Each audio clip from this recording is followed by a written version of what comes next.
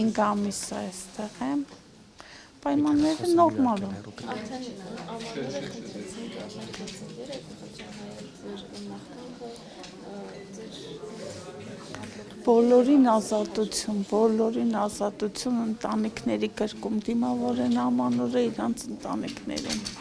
այստեղ հիմնականում ինչ խնդիրներ եք մաղթում։ Չկա խնդիրներ։ Իսկ պայմանները լավ են։ Նորմալ։ Կապ պահպանում եք ընտանիքի։ Իհարկե, այո։